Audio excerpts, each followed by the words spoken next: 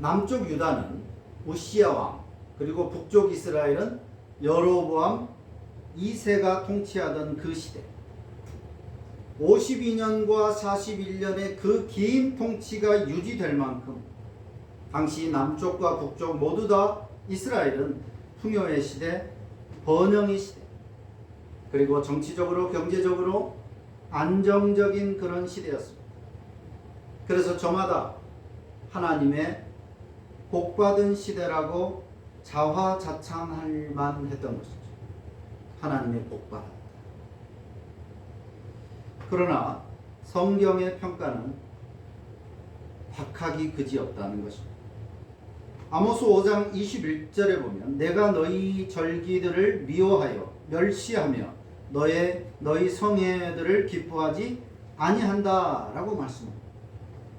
아침 저녁으로 성대하게 드리는 제사, 때마다 바치는 그런 제사들을, 원문의 단어들을 그대로 보면 증오한다, 하나님께서 혐오한다, 냄새조차도 맡기 싫어하신다 라고 말씀하고 있습니다.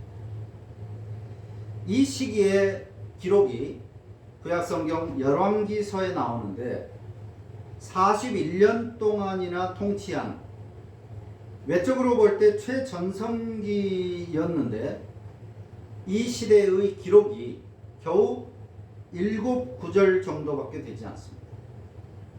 즉 열왕기서를 기록한 저자는 여로보암의 시대를 대단하게 여기지 않고 있는 것입니다.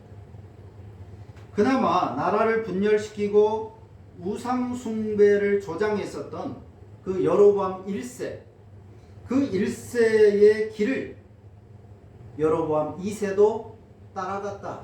그래서 하나님 보시기에 악을 행하였다라고 평가를 내리고 있습니다. 하나님의 정의와 사람의 정의가 끝과 끝이듯이 세속적인 가치 기준에서의 평가와 성경적인 평가도 사실 일치되는 것이 쉽지 않다 하는 것입니다. 세상적으로 볼 때는 북쪽 이스라엘처럼 우리가 복받았다, 우리가 잘 살고 있다 라고 생각했지만, 그런데 성경의 평가는 오히려 그 반대였다고 하는 것입니다. 이것이 지금이나 그때나 바로 신앙인들의 딜레마 같은 것입니다. 세상의 이치는 사필 귀정이고 인과응보 혹은 콩콕 팥팥입니다. 콩을 심으면 콩이 나고 팥을 심으면 팥이 나는 거예요. 눈에 보이는 결과로 선과 악을 판단하는 것이 세상의 방식입니다.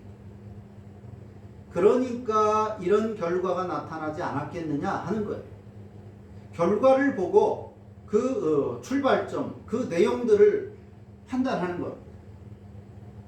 번영, 성공, 형통이 곧 신의 복이고 신의 인정이라고 판단하는 거예요.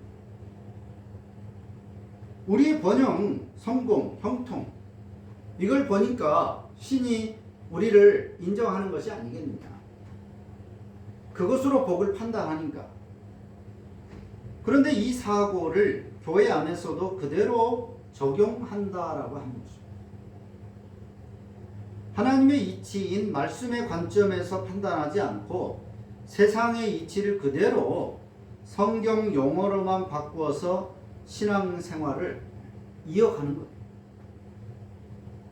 믿기 이전과 단절하고 그리고 회개, 즉 돌이켜서 하나님의 길로 가야 하는데 잠시 멈추는 것 같더니 기독교라는 옷만 받고 있고 그냥 그 길로 계속 나아가는 거예요. 교회에 들어왔다, 하나님을 믿는다라고 하는 이것은 세상의 가치와 세상의 방향과 다르다라고 하는 것입니다. 다르게 살기로 했고 다른 방향으로 나아가기로 했다라고 하는 거예요. 예수 그리스도로 옷 입고 전혀 다르게 살아간다는 거예요. 방향이 바뀌는 겁니다. 멸망의 길로 가던 방향에서 하나님께를 향하는 겁니다. 그런데 세상의 이치를 그대로 신앙생활에도 적용합니다. 그래서 기독교인이 되었지만 교회라는 옷을 입기는 했지만 사고방식, 삶의 가치는 여전히 동일하더라는 거예요. 여로보암 같은 사람도 권력을 가지고 성공할 수 있습니다. 무당에 심취한 사람도 출세할 수 있는 거예요. 악한 사람도 부자가 될 수 있습니다. 어쩌면 이 세상의 구조는 오히려 그런 사람이 더 유리할 수 있습니다. 남들 사정 다 봐주고 배려해주고 그렇게 해서 성공하기 쉽지 않다는 거예요. 그래서는 부자가 될 수 없고 그래서는 출세할 수도 없고 성공할 수 없는 것이 세상의 구조라고 합니다. 그렇기 때문에 오늘 같은 세상에서 고지고대로 하고 정직해서 성공할 수 있겠냐라는 말이 생겨나는 것입니다. 번영과 형통, 이것이 곧 하나님의 복이고 믿음이 좋은 것에 대한 결과다. 이런 등식은 성립하지 않습니다. 그건 세상의 이치입니다. 그러니까 성공했지. 신이 복을 줬으니까 그 사람이 선하고 옳으니까 성공하고 형통하고 복을 받았겠지. 이것이 세상의 이치지만 그러나 성경의 이치는 그 외적이고 물질적인 외형적인 번영이나 형통이 곧 하나님의 복이고 믿음이 좋다는 증거다. 이런 등식은 성립하지 않는다. 하지만 인간의 한계는 눈에 보이는 것으로 판단할 수밖에 없기 때문에 이 등식은 여전히 쉽사리 깨지지 않고 오늘 이 시대까지도 이어져 오고 있는 겁니다. 아모스의 시대 역시 다르지 않았을 거예요. 그들은 자신들의 부귀 영화가 하나님의 복이라고 자화자찬했고 자신들의 신앙이 올바르고 정상적이기 때문에 하나님이 보호하사 우리나라 만세라고 여겼을 것입니다. 그런데 난데없이 그것도 남쪽 사람이 하나님의 이름으로 자신들을 비난하면서 하나님의 심판 운운하는 것입니다. 되지도 않는 말을 한다면서 황당무계했을 거예요. 마치 열광적으로 찬양하고 기도하는 광화문의 그 태극기 부대 집회, 그 사람들은 일부 지도자들을 제외하고 대다수의 사람들은 순진하게도 우리가 하나님의 참된 백성들이다, 우리가 참된 신앙을 가졌다, 하나님이 우리 편이다라고 그렇게 목숨까지도 걸 정도의 그런 순수한, 좋게 말해서 그런 신앙을 가지고 있는 사람들이 대다수입니다. 목사가 말하니까 옳겠지, 우리 목사님이 이렇게 하라고 그러면 그것이 맞겠지라고 그렇게 순종하는 사람들입니다. 하나님의 뜻을 지금 자신들이 펼쳐내고 있다고 생각하는 그런 사람들인데 그 한복판에 들어가서 당신들은 잘못된 신앙이니까 회개해야 된다 라고 외치는 것과 같은 그런 형국입니다. 뒤에 가서 7장 14절에 보면 아모스가 아마샤라는 사람에게 말합니다. 나는 선지자가 아니다. 선지자의 아들도 아니요 나는 목자요 뽕나무를 배양하는 자다. 아모스가 자신을 이렇게 소개합니다. 아모스라는 사람은 성경 호세아서의 저자인 호세아와 같은 시대의 사람으로 보이고 호세아보다는 약간 나이가 더 많다라고 합니다. 드고아의 목자라고 자신을 소개했습니다. 드고아의 목자다. 드고아라고 하는 지역은 예루살렘에서 19km 남쪽에 있고 베들레헴에서는 9.6km 정도 남쪽에 위치합니다. 그러니까 베들레헴과 좀 더 가까운 그런 곳입니다. 드고아라는 이 지역은 지혜로운 여인이 있다라고 알려진 곳인 만큼 지혜, 즉 학문이 번성한 지역으로 알려지고 있습니다. 지혜는 곧 학문이었습니다. 소수의 사람들에게만 당시에는 학문이 접할 수 있는 시대였습니다. 그러니까 대다수는 읽고 쓰고 할 줄 모르고 그저 말만 할 줄 아는 사람들인 거죠. 글씨를 쓰고 읽을 수 있는 학문에 가까이 있는 사람은 아주 소수였을 겁니다. 그런데 드고아를 지혜로운 사람이 있는 곳이라고 소개하는 것을 보니까 이 드고아는 그나마라도 상당히 학문이 넓게 형성되어 있는 그런 지역으로 우리가 생각할 수 있습니다.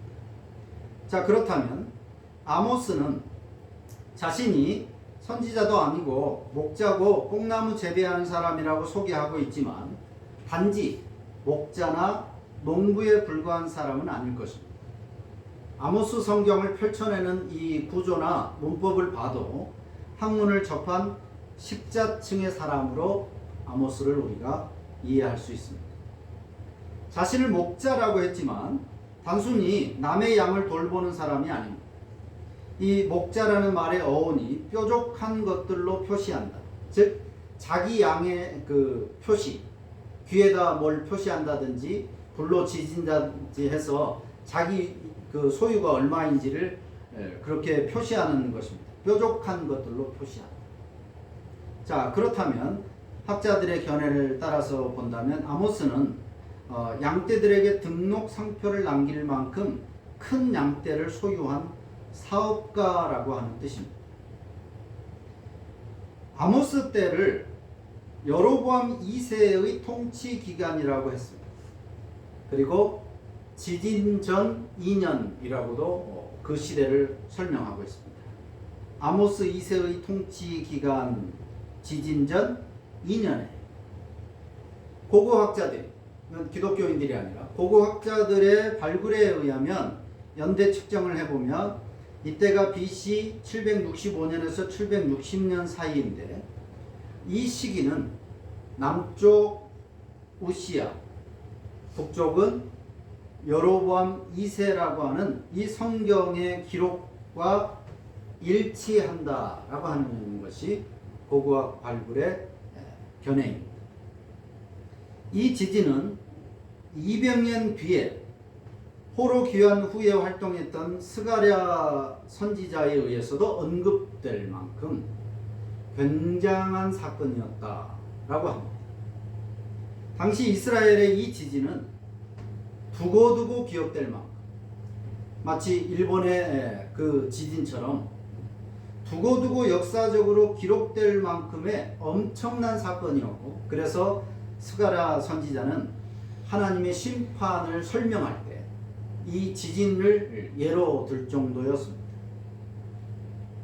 그러니까 아모스라는 사람이 어떤 사람이 어느 시대에 활동했는가를 이 성경의 기록들이 우리에게 알려주고 있는 것입니다. 자, 아무튼 아모스라는 인물은 타인들이 그의 말에 귀를 기울일 만한 그런 사람은 아니었습니다. 아모스 시대보다 훨씬 앞서서 유명한 엘리야 선지자가 있습니다. 엘리사 선지자도 있습니다. 죽은 사람을 살리고 또 엘리야의 경우에는 죽지 않고 하늘나라로 올라간 사람이죠. 엄청난 선지자들입니다. 그리고 아모스 뒤에 이제 이사야라는 선지자도 등장을 하죠. 근데 아모스는 엘리야나 엘리사 그리고 이사야급이 아니었습니다. 그 당시에는 선지자의 그룹이 있었고 선지자는 제자를 통해서 계속해서 이어지는 것입니다. 그러니까 선지자 했던 사람 그 문화생들이 계속 선지자를 하는 거예요. 그러나 아모스는 선지자의 계보에도 없는 인물이었습니다. 그렇기 때문에 북쪽 이스라엘 사람들이 적잖이 의아했을 거예요. 엘리야의 계통에 있는 선지자다 내가, 아니면 엘리사의 계통에 있다, 이런 식으로라도 설명할 수 있는 사람이 아니었어요. 나는 목자고 뽕나무 재배하는 사람이다. 전혀 선지자의 역할을 할 만한 사람이 아니었던 겁니다. 그러니까 북쪽 이스라엘, 당시 북쪽 이스라엘의 그 종교 지도자였던 아마샤라는 사람이 이렇게 7장 12절에서 말합니다. 아마샤가 아모스에게 이르되 선견자야, 너는 유다 땅으로 도망가서 거기서나 떡을 먹으며 거기서나 예언해라. 네가 살던 곳에 가서 떠들고 네가 살던 곳에 가서 활동하지 왜 난데없이 남의 나라에 와서 되지도 않는 소리를 짓거리냐. 네가 대단한 선지자의 후계자라면 모르겠지만 그것도 아닌 목자고 뽕나무 재배하는 그런 사람에 불과하는데 왜 여기 와서 나라를 혼란스럽게 하냐라고 말할 만큼 아마샤는 그렇게 주목하거나 대단한 사람이 아니었다는 것입니다. 선지자나 종교 지도자의 계보에 없는 사람, 그것도 남쪽 나라의 사람이 무모하게, 어찌 보면 적국이라고도 할 수 있는 북쪽에 가서 하나님의 말씀을 전하게 되었다라고 하는 것은, 이것은 당시에 북쪽 이스라엘에는 하나님의 뜻을 정확하게 간파할 수 있는 종교 지도자가 없었다는 말이에요. 성대한 제사가 계속해서 드려지고 있었고 신앙적으로도 굉장히 활성화된 그런 시기였지만 하나님께서 내 말을 전달해라고 쓸만한 사람이 북쪽 이스라엘이 없었다는, 그러니까 남쪽에 있는 사람을 북쪽으로 올려 보내는 이런 하나님의 긴급 조치를 해야 되는 상황이었음을 우리에게 보여줍니다. 이 아모스라는 사람은 하나님의 긴급 조치 같은 사람이었던 거죠.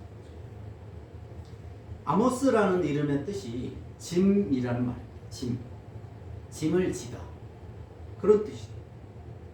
어쩌면 아모스의 이 일탈적 행동은 그의 고국이었던 남쪽 유다에게는 국가 간의 분쟁을 유발하는 국가적 짐이었을 수 있습니다. 선 넘는 무모함이죠. 물론 남쪽에서는 북쪽이 마음에 들지 않겠죠. 적국이니까.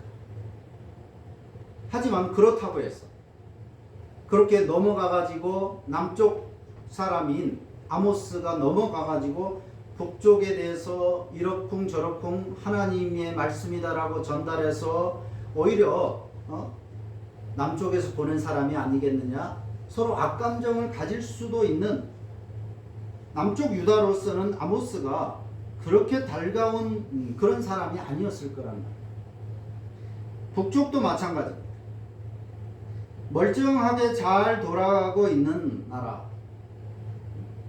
경제적으로, 정치적으로, 종교적으로도 굉장히 호황을 누리고 있는데 갑자기 와가지고 자신들에 대해서 비난하고 비판하는 말을 쏟아낸다면 이건 간첩이고 폭도 같은 사람, 테러 분자 같은 사람입니다.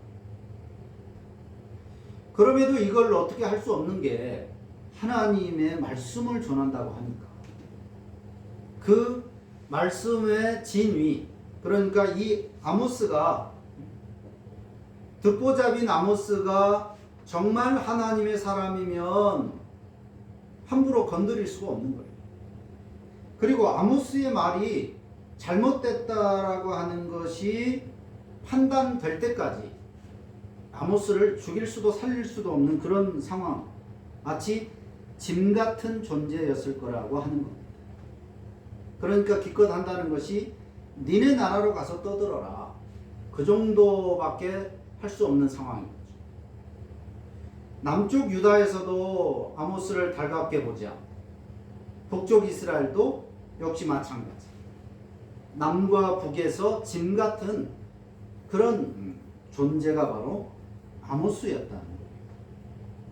종교개혁자인 루터는 아모스를 평하면서 그렇게 말합니다. 그는 잘 지낼 수 없고 화를 돋우는 짐과 같은 사람이었다. 베델의 제사장인 아까 말한 암마샤가 이렇게 말을 합니다. 아모스가 왕을 모반하나니 그 모든 말을 이 땅이 견딜 수 없습니다. 그러니까 왕이 좀 어떻게 처리해달라는 거예요. 우리가 함부로 하나님의 말씀을 전한다고 하니까 우리가 어떻게 할 수 없다. 그러니까 왕이 좀 해달라. 짐 같은 존재다라고 하는 것입니다. 아모스는 특히 북이스라엘에게는 짐과 같은 존재였다. 한마디로 그 사회에서 매우 불편한 사람이었다라고 하는 것입니다. 제법 배움과 경험이 있어서 세상을 판단할 식견을 가졌기 때문에 국가적인 문제가 있다는 것을 알았을 것입니다. 빈부의 격차가 많이 벌어져 있다. 귀족이나 부자들이 가난한 자들을 착취하고 있고, 하나님이 아니라 물질을 우상으로 숭배하고 있는 이런 모습들을 보면서 아모스로서는 이렇게 하면 안 되는데, 이건 올바르지 않은 모습인데 라는 생각을 가질 수 있었을 것입니다. 하지만 자신이 직접 당하는 처지가 아니었습니다. 자기가 착취하고 괴롭힘 당하는 사람이 아니었습니다. 오히려 아모스는 풍요를 누리는 삶을 살고 있었습니다. 그렇기 때문에 정치, 종교 지도자들이 해결하겠지. 때가 되면 하나님께서 처리하시겠지. 아니면 나만 올바르게 살면 되지 굳이 나까지 나설 필요까지 있겠는가 하는 생각, 그런 마음을 가질 수 있었을 것입니다. 그런데 그 과정은 알 수 없지만 그런 사람이 어떻게, 그것도 적국에 가서 하나님의 말씀을 전하는 일을 하고 있을까? 어떻게 하나님이 이 사람을 불렀고 또 이 사람은 어떻게 하나님의 말씀에 순종했을까? 그 과정에 대해서는 우리가 다 알 수 없지만 어쨌든 아모스는 하나님의 부르심에 십자가와 같은 자기 짐을 지고 자기의 모든 것을 다 내려놓고 기꺼이 기득권자들의 짐이 되는 그런 삶을 살게 되었다라고 하는 사실. 아모스의 외침은 무도한 시대를 살면서 문제의식은 있지만 나서지는 않는 백성들에게 아모스로 살 것을 촉구하는 하나님의 말씀과 같은 것입니다. 그런데 아모스로부터 2년 뒤에 국가적인 큰 재앙, 즉 지진이 발생하게 됩니다. 이것은 곧 제2, 제3의 아모스들이 생겨나지 못했고 아모스의 외침이 공중에 그냥 뿌려지고 말았다는 의미일 것입니다. 아모스의 말을 듣고 회개했더라면 이런 지진과 같은 대재앙이 일어나지 않았을 수도 있는데, 그런데 지진이, 그것도 엄청난 지진이 발생한 것을 보면 이스라엘은 아모스의 말에 전혀 움직임이 없었다는 의미입니다. 아모스의 경고보다, 말뿐인 경고보다 훨씬 위력적인 그 지진이라는 재앙도, 지진이 났으니까 하나님이 우리를 심판하시는구나, 회개해야 되겠다라고 한 것이 아니었습니다. 그 지진도 그들의 마음을 돌이키지 못하였고, 결국 이스라엘 역사상 가장 번성했었던 이 나라는 한 세대도 지나지 못하고 겨우 이때로부터 38년 뒤에 아수르라는 나라에 난데없이 멸망을 해요. 난데없이. 최고의 정치 경제적인 호황기를 누리고 있었기 때문에 얼마든지 버틸 수 있었을 텐데 38년 후에 나라가 멸망하였고 지구상에서 영원히 북쪽 이스라엘이라는 나라는 사라지고 맙니다. 나중에 사마리아라는 이름으로 그 흔적들이 남기는 하지만 다시는 회복되지 못하게 된 것입니다. 아모스의 외침에 회개하지 않고 결국 엄청난 재앙을 받고, 하지만 그 재앙에도 불구하고 회개하지 않고 멸망하기까지 이르게 된 것입니다. 오늘 회색지대에 숨어 살기를 원하는 내가, 그리고 우리가 아모스가 되어야 하고 아모스들의 외침이 모아져야 하는 이유입니다. 그렇지 않으면 멸망하게 된다는 것입니다. 아모스의 외침에 귀를 기울이지 않고, 또 내가 비록 힘이 없지만 무모한 것처럼 보여지지만 아모스와 같이 하나님의 말씀을 전하고 그 말씀대로 살아가지 않고 내가 해봐야 소용이 있겠느냐, 나는 할 수 없지만 지도자들이 알아서 하겠지, 하나님이 또 알아서 하시겠지라면서 회색지대에 그렇게 숨어 살면 나 역시도 내 집만, 내 삶만 안전해지지 않는다는 거예요. 전쟁이 일어나고 지진이 일어나고 재앙이 일어날 때 나만 피할 수 없다는 거예요. 나도 역시 내가 무슨 잘못을 했느냐라고 말하지만 나 역시도 국가의 멸망과 더불어서 멸망할 수 있다는 것입니다. 그렇기 때문에 우리는 아모스처럼 무모해 보이지만 올바른 하나님의 뜻을 따라 살고 전해야 하고, 그런 나를 통해서 어떤 사람은 나만 아모스인 줄 알았는데 저 사람도 아모스였구나, 또 누구도 아모스구나, 이런 아모스들이 있다는 사실을 알고 자신의 역할을 끝까지 잘 감당하는 그런 세상이 될 수 있다는 거예요. 자연적인 재해든지 정치적인 큰 사건이든지 경제적인 재해든지 불법 계엄이든지 혹은 IMF 같은 그런 경제적 재해든지 사회적인 재난 앞에서 우리들은 이것들이 하나님의 경고하심이라고 받아들여요. 하나님께서 불법 계엄을 일으키도록 하셨다거나 경제가 망하도록 하셨다라는 것이 아니라, 그것이 그 사람이 악해서 혹은 사회적인 상황이 그래서 그런 일들이 벌어졌다 할지라도 우리는 그런 사건들을 그냥 일반적인 사건이다가 아니라 이것을 통해서 하나님께서 우리에게 경고하신다라고 받아들여야 한다는 거예요. 그래서 우리가 무엇을 잘못했을까, 우리가 어떻게 해야 될까를 돌아보아서 힘써 회개하고 돌이키지 않으면 순식간에 더 큰 재앙으로 멸망할 수 있다는 것을 깨닫고 하나님의 말씀을 의지하면서 이 무도한 시대의 무모한 아모스로 살기를 주저하지 않아야 한다. 이것이 아모스 성경을 통해서 오늘 우리에게 하나님께서 하시는 말씀인 것입니다. 기도합니다.